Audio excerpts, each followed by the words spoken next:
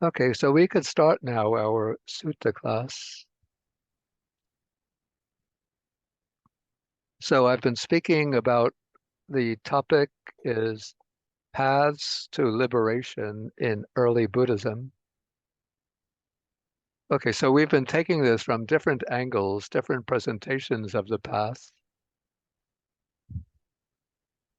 So first we took the Noble Eightfold Path, and then we had a sequence on the full sequential training, the monastic training leading to liberation that we find in numbers of suttas in the Nikayas. And now we are taking the 7 factors of enlightenment. So last week I gave the first talk on the 7 factors of enlightenment. And today we'll continue with examining some other texts on the 7 factors of enlightenment. So I'm going to share my screen now.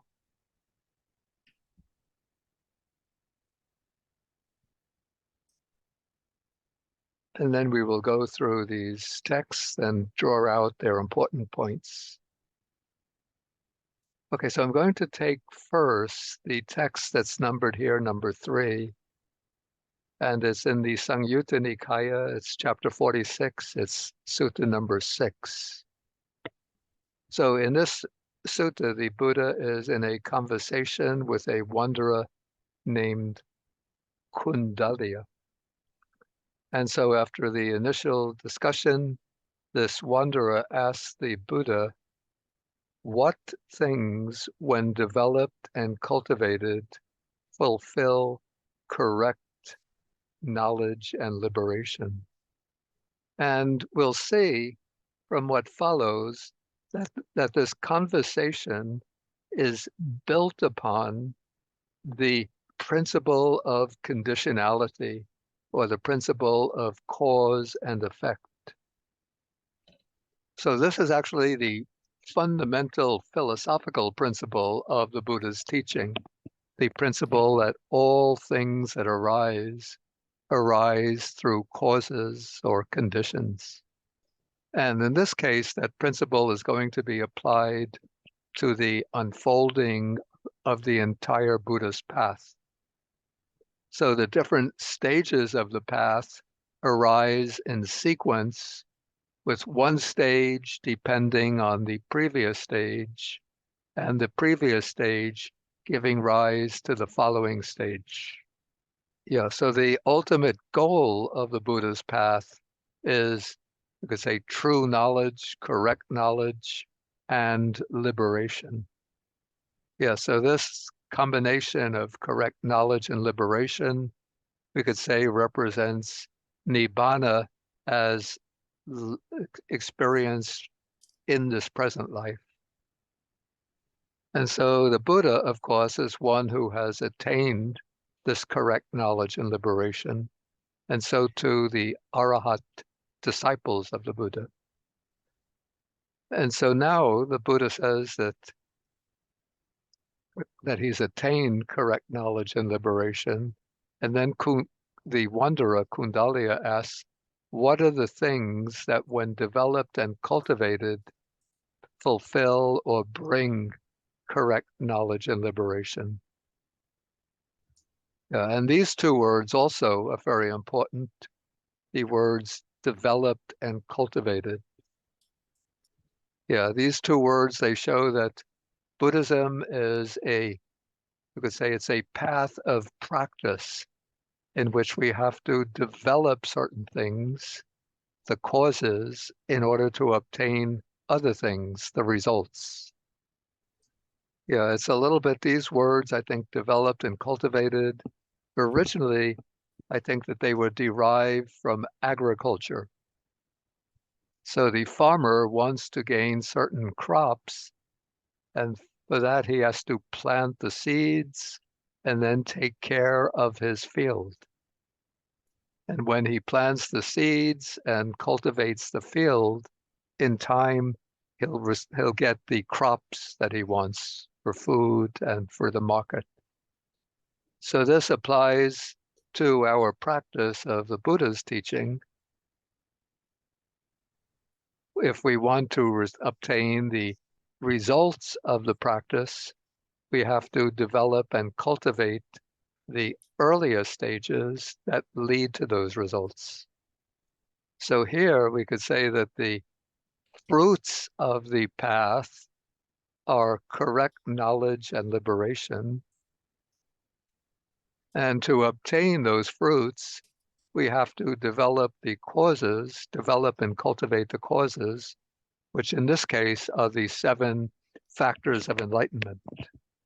Okay, but then the wanderer goes further and he asks what things, when developed and cultivated, fulfill the 7 factors of enlightenment.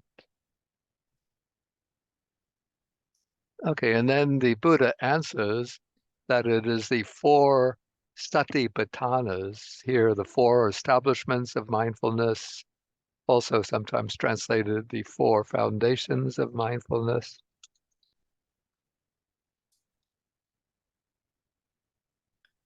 That fulfill the 7 factors of enlightenment. Yeah, and this is quite understandable because the first of the 7 factors of enlightenment is mindfulness. Okay, so then the wanderer goes further. You could see he's asking with his questions, he's going to from the highest stage down to more basic stages of practice. And so he asks, what are the things to be developed and cultivated in order to fulfill the 4 satipatthānas, the 4 establishments of mindfulness? And then the Buddha answers, it's the 3 kinds of good conduct, which we'll see is good conduct of body, speech, and thought. And then the wanderer asks, what are the things that, when developed and cultivated, fulfill the 3 kinds of good conduct? And then the Buddha answers that it is restraint of the sense faculties.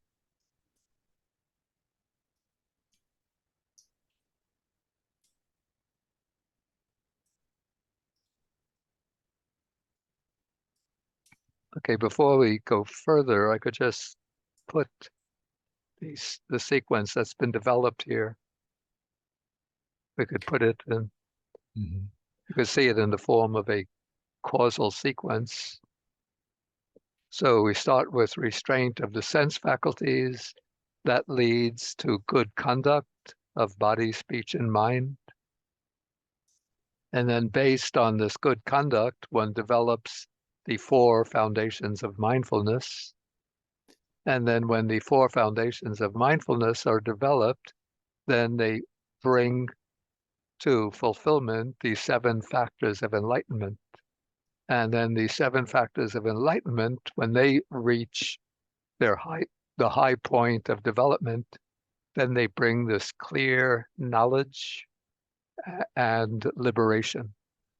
Okay, and then in what follows, the Buddha explains how these different stages are to be practiced. And he's explaining now in the case of a monastic person who has to, especially, who has to practice this restraint of the sense faculties. So in restraint of the sense faculties, when the monastic sees an agreeable form, hears an agreeable sound, and so on, he doesn't give rise to craving and lust for it. And then when he meets a disagreeable visible form, sound, and so on, he doesn't get disturbed by it and give rise to ill will or hatred. So this already implies developing a certain degree of equanimity towards sense objects. Okay, so then on the basis of this restraint of the sense faculties, one cultivates the 3 kinds of good conduct. So one abandons wrong conduct of the body, wrong conduct of speech, wrong conduct of mind, and one develops good bodily conduct, good verbal conduct, and good mental conduct. Then based on this good conduct, the three kinds of good conduct, one develops the four foundations of mindfulness. So this is contemplating the body, contemplating feelings, contemplating the states of mind, and contemplating, you just say dhammas. And remember that we have here the four foundations of mindfulness. And so mindfulness is the first of the seven factors of enlightenment. And so when one develops the four foundations of mindfulness, then one is developing the enlightenment factor of mindfulness. And then out of the enlightenment factor of mindfulness, the other enlightenment factors emerge, and they end with the enlightenment factor of equanimity. And so the text ends by saying that it is in this way that the seven factors of enlightenment are developed and cultivated so that they lead to the correct knowledge and liberation.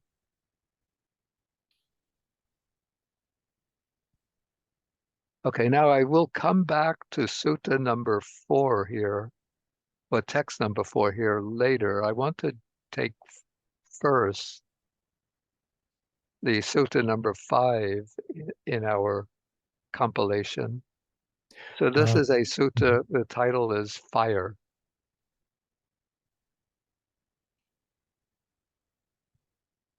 Yeah, so here the Buddha brings up the question, so that he sort of starts the sutta with the questions. When the mind is sluggish, what are the factors of enlightenment that you should develop at that time? And when the mind is sluggish, what are the factors of enlightenment that one should not develop at that time?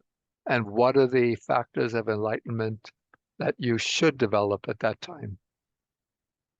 And then at other times, when the mind is excited or stimulated, what are the factors of enlightenment that you should not cultivate? And what are the factors of enlightenment that you should cultivate at that time?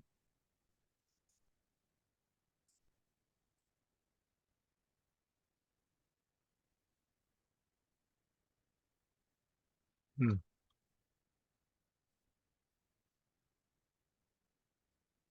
Yeah, so this is showing us, I think what's implied here are two of the five hindrances.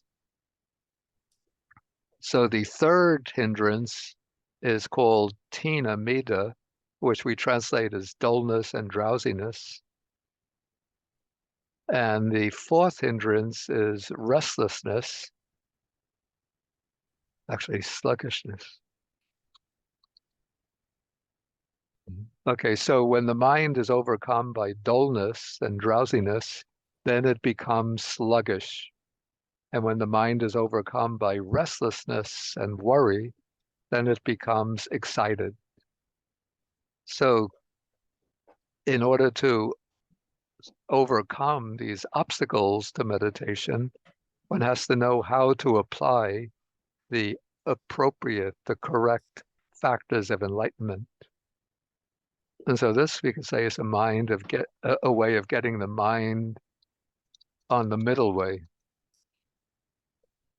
This is the way of equanimity, not dull and sluggish, and not restless and excited. Okay, so I think it's important or interesting to note that the Buddha begins with the sluggish mind, because when we start the practice, the mind tends to be sluggish. And so we have to arouse the mind.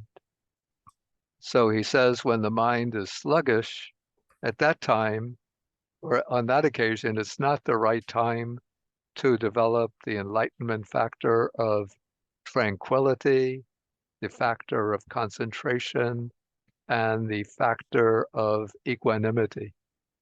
And so the reason is that now the mind is sluggish. It's sort of a bit dull, maybe a bit lazy. And if you cultivate those factors, it's hard to get the mind moving, to get it aroused and energetic. So he compares this to a person who wants to cause a small fire to blaze up to become a big fire. And so if he throws into the fire, he throws wet grass, wet cow dung, wet sticks, and then sprays water over it or sprinkles it with soil, he won't be Yeah. able to make the fire blaze up. Mhm. If he throws those things into the fire, he might even just put the fire out.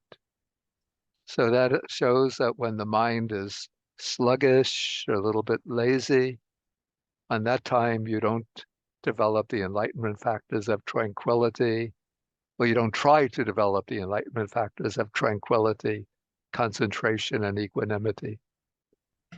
And so when the mind is sluggish, on that occasion, it's the time to develop the enlightenment factors of investigation, the enlightenment factor of energy, and the enlightenment factor of joy.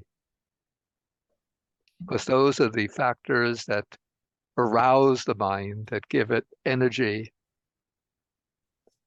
But I have to, say something that seems a little bit different from the sutta. Like when we sit down for our daily meditation, we should try to develop mindfulness focused on the object.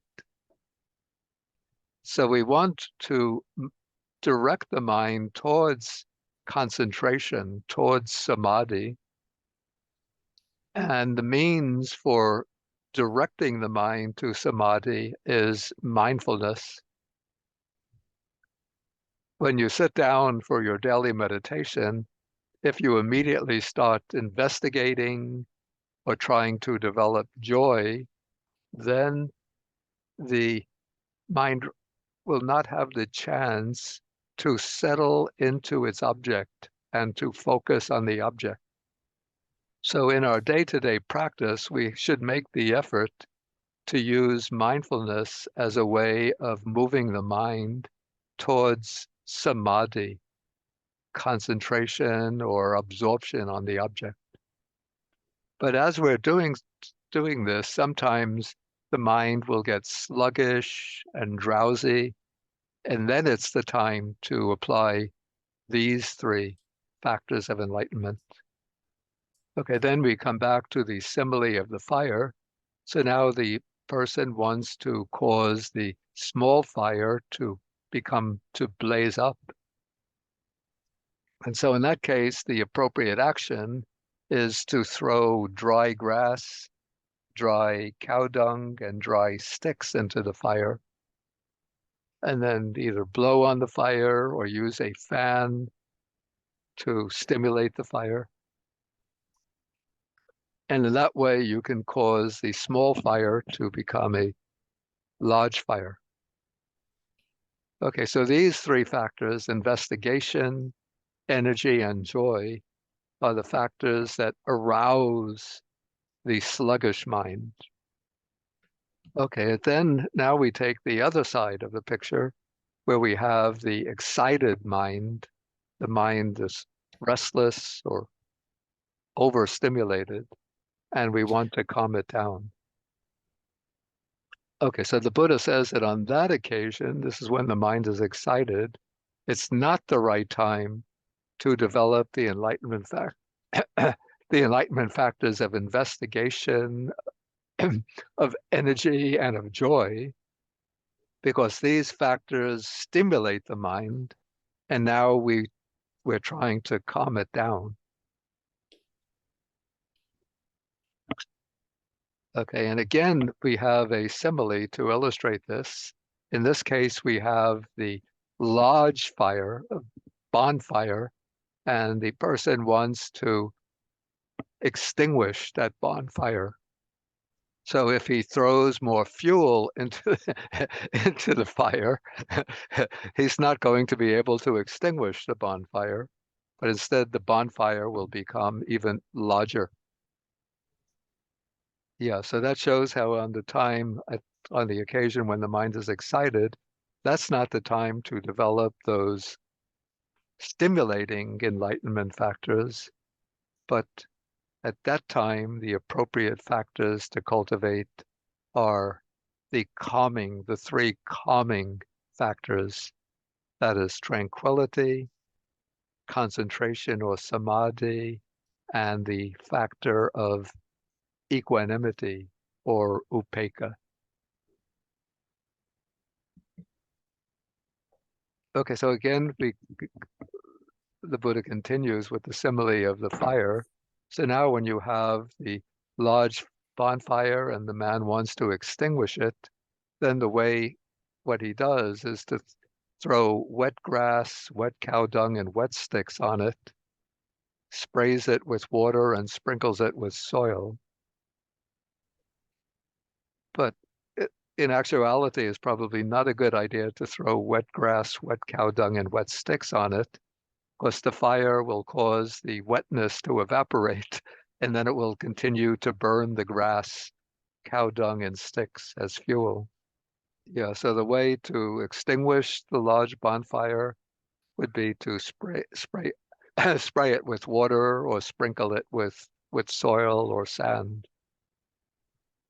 And so on that occasion, when the mind is excited, that is the time to develop those three factors, the three calming factors of tranquility or calmness, samadhi or concentration, and equanimity.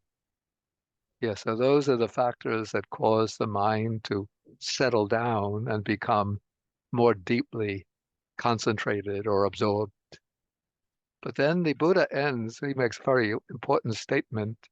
He says, mindfulness is useful everywhere. Yeah, so it's through mindfulness that you can recognize when the mind is dull and sluggish, and you can recognize when the mind is too excited. And mindfulness knows how to apply the appropriate remedies in order to stimulate the sluggish mind and to calm down the excited mind.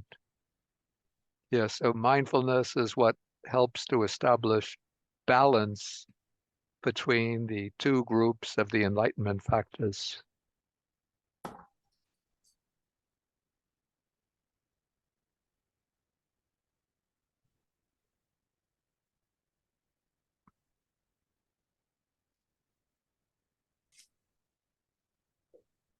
Yeah, so you can see we have these two groups of the enlightenment factors, the stimulating factors,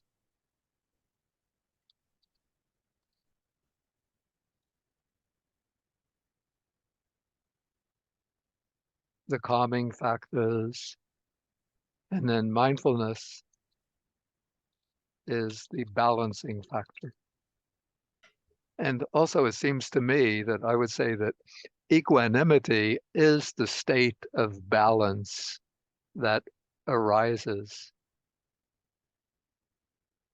Yeah, so through developing the enlightenment factors, one wants to reach the state of equanimity, and mindfulness is what helps to promote that equanimity. Okay, now I want to go back to the other sutta that I skipped over for the time being. Okay, so this is in the Samyutta Nikaya. Again, it's chapter 46, sutta number 2.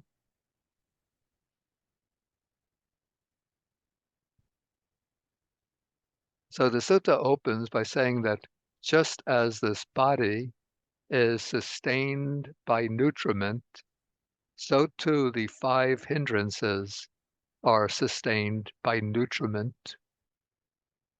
And here by the word nutriment, or in Pali, ahara, normally means food, but the Buddha also uses the word nutriment in extended sense as a cause or condition, a supporting condition. And so the use of this word nutriment, again, it shows the principle of causality or conditionality. Yeah, in this sutta and elsewhere in other suttas, the Buddha establishes this contrast between the five hindrances as the obstacles and the seven factors of enlightenment. Yeah, here I'll be skipping over the section on the five hindrances, and we'll be going directly to the section on the seven factors of enlightenment. Okay, so the Buddha, he begins with the same statement that the body is supported by nutriment, and similarly, these seven factors of enlightenment have their nutriment. So he begins by raising the question, what is the nutriment for the arising of the unarisen enlightenment factor of mindfulness and for the fulfillment of the arisen enlightenment factor of mindfulness? Yeah, you could say that there's a distinction here of two stages in the development of the enlightenment factors. In the first stage, we don't have the enlightenment factors, but we have to give rise to them. And in the second stage, we have to develop the enlightenment factors after they've arisen. Again, this is like the farmer cultivating his crops. First, the farmer has to plant the seeds. And then after planting the seeds, he has to look after his crops day after day, month after month, until he can get the harvest, the fruits.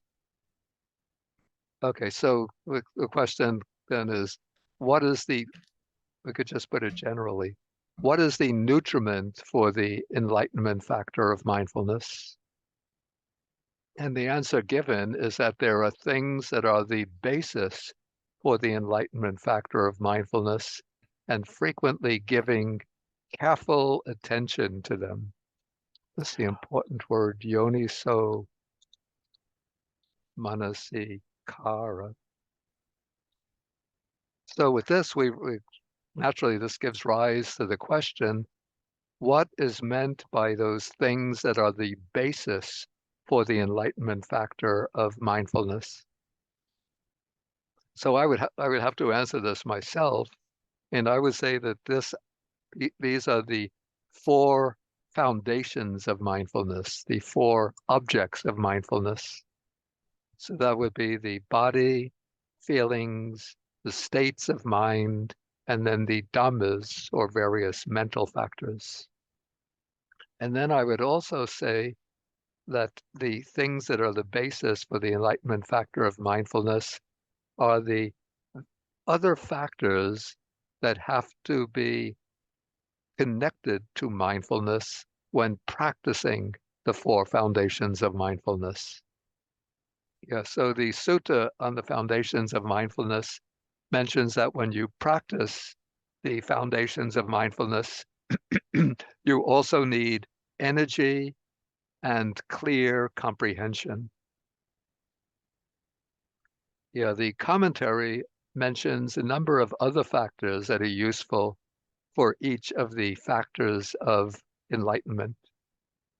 So it mentions among the things that are the basis for the enlightenment factor of mindfulness is doing all activities with mindfulness and clear comprehension.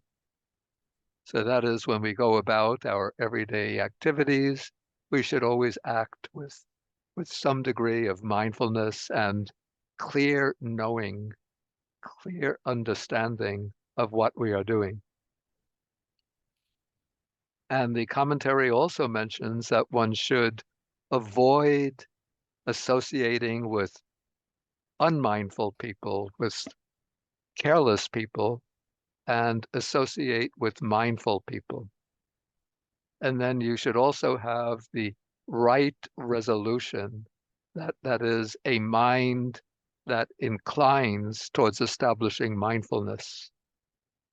Yeah, so the way you could put this into practice, maybe at the beginning of each day, before you start your daily activities, even right after waking up, you make the determination, may I perform all my actions today with mindfulness and clear comprehension. Yeah, so even if you become forgetful during the course of the day, if you make that resolution in the morning, as day by day goes by, you'll become more mindful over time. Okay, then we come to the next factor of enlightenment. This is the factor of discrimination of states or dhammas. And so what is the nutriment for this enlightenment factor? The sutta says that there are wholesome and unwholesome states of mind, blamable and blameless states, inferior and superior states, dark and bright states, and frequently giving careful attention to them. That is the nutriment or condition for the enlightenment factor of investigation. Yeah, so this suggests that the function of investigation is to distinguish the different states of mind that arise, particularly when we're sitting in meditation during the early stages of practice. Yeah, so you see that when you sit down for meditation and you try to apply the mind to a simple object like the breath, the mind starts to wander with different thoughts arising, different emotions. And so it's through this factor of investigation that you're able to distinguish what are the good factors that have arisen and what are the harmful or obstructive factors. And it is this factor of investigation that will eventually turn into wisdom, the wisdom of insight. You know, the commentary mentions a few other factors that contribute to strengthening the enlightenment factor of investigation. For example, it mentions asking questions about such things as the five aggregates, the different elements, the sense bases, the Four Noble Truths. And then it mentions reflecting on such topics as the Four Noble Truths, dependent origination, the three marks of existence, and so on. And it mentions avoiding unwise people and associating with wise people. Yeah, so this shows, again, we always see so often in the Buddha's teaching, the emphasis on right association, associating with the right kind of people. And then the commentary also again mentions right resolution. That is the determination to develop wisdom. So even if we don't have a high degree of wisdom, but if we make that determination, that decision, I want to develop wisdom, that will become a strong motivation for developing wisdom. Okay, I want to leave some time for questions, so I might have to go a little quickly through some of the others. Okay, then we have the nutriment for the enlightenment factor of energy or effort, right effort. And so what is the nutriment for this? The Buddha mentions, he says, the element of arousal, the element of endeavor, and the element of exertion. Yeah, so these are three stages in the development of energy. So the element of arousal, that is the initial stage where you give rise to energy. The element of endeavor, this is the middle stage where you are sustaining energy. And then the element of exertion, this is the stage of powerful energy. Okay, then next we come to the enlightenment factor of joy. And so the text says that the nutriment for the enlightenment factor of joy are things that are the basis for the enlightenment factor of joy. Yeah, so this doesn't seem very helpful in itself, but the commentary tells us that some of the things that contribute to giving rise to joy would be the recollection of the Buddha, the Dhamma, and the Sangha. Yeah, so if you think about the qualities, the good qualities of the Buddha, think about the wonderful nature of the Dhamma, think about the virtues of the Aryan Sangha, that helps to give rise to joy. And then the commentary also mentions that you should avoid rough people and associate with gentle people or joyful people and have the right resolution, the resolution to give rise to joy. Okay, then we have the nutriment for the enlightenment factor of tranquility. And the answer that the sutta gives is, it says that there's tranquility of body, tranquility of mind, and frequently giving careful attention to them is the nutriment for this enlightenment factor of tranquility.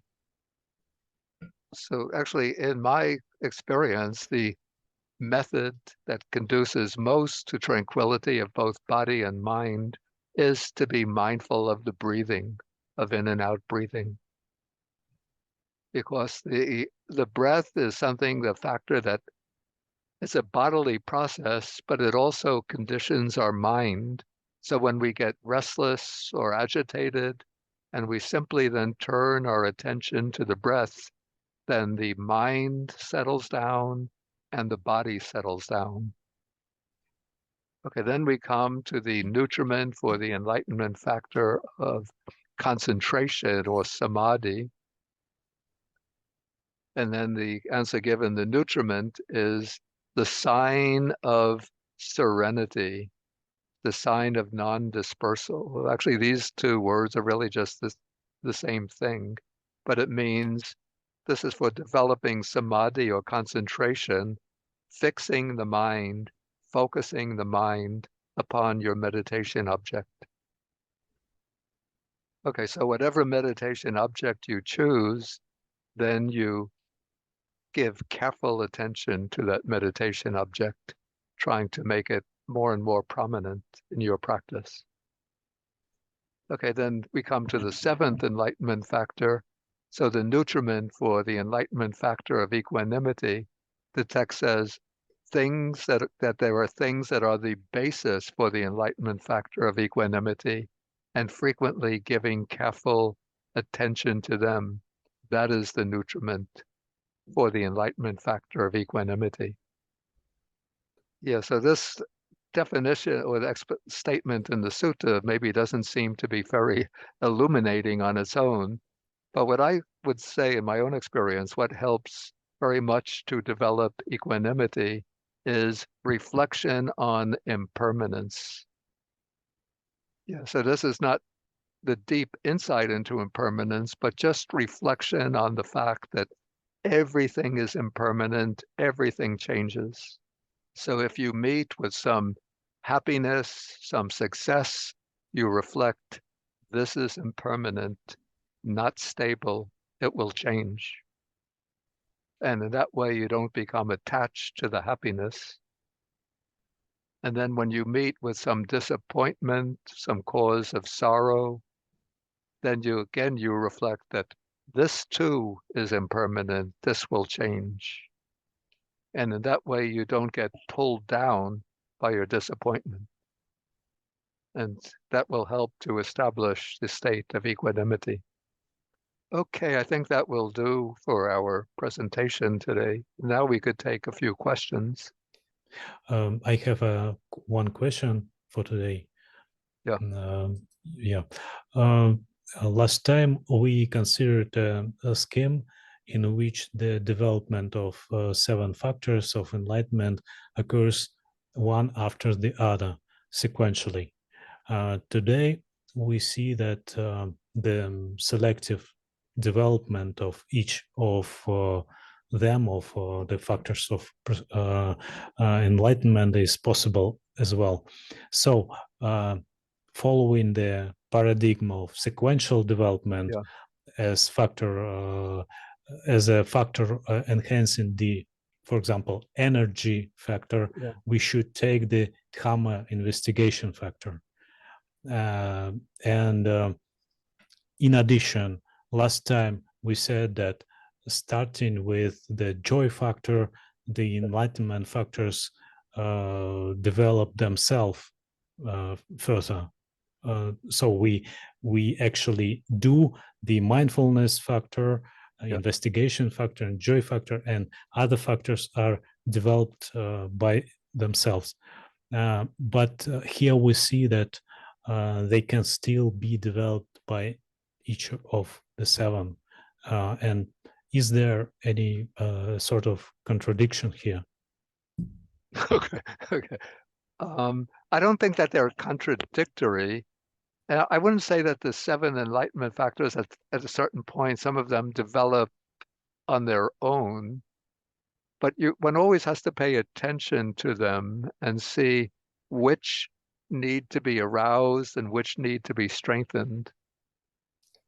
And you could also see from the sutta on fire that there's a need to develop or give more attention to certain enlightenment factors depending on one's own condition of mind. And so sometimes the mind is more sluggish, then you apply certain factors. Sometimes the mind is excited, then you have to apply the calming factors. But there does seem to be a certain sequence. I mean, there is the enlightenment factors are laid out in a meaningful sequence because normally we have to start off by energizing the mind. And then when the mind gets energized, then we can work more on calming the mind. So we have a question in a chat. Regarding discrimination of dhammas, could Bhante explain dark and bright states with their counterparts, perhaps with examples? Okay, just as an example, I would say sort of the dark states, those that would be really equivalent to the unwholesome states. So those example of those would be the five hindrances. And then their counterparts or the bright states would be their counterparts. And those would, an example of those would be the seven factors of enlightenment. Or we could say that some dark states would be, let us say, doubt, um, laziness, lack of mindfulness, distraction, and dullness. And then the bright states will be their counterparts. This would be the five faculties of faith, energy, mindfulness, concentration, and wisdom.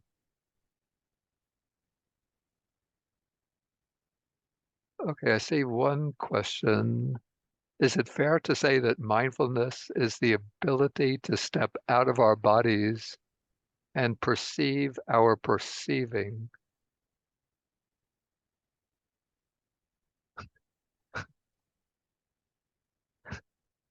Yeah, today people are publishing whole books about the meaning of mindfulness.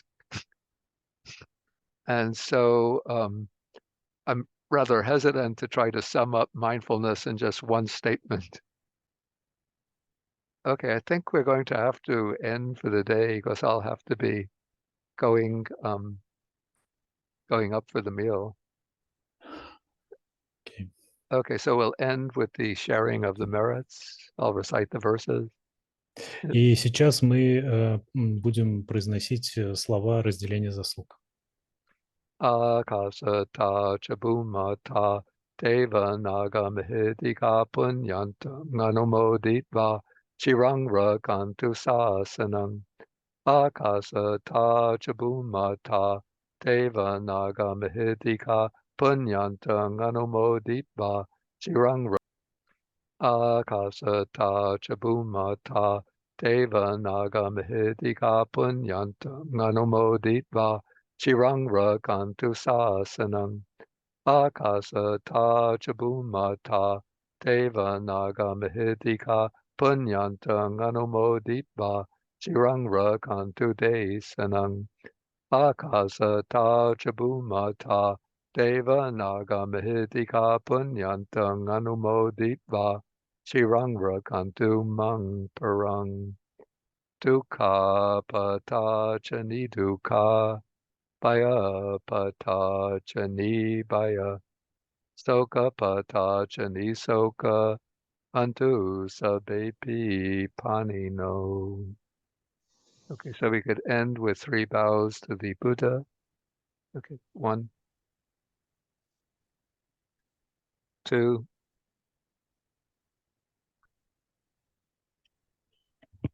3.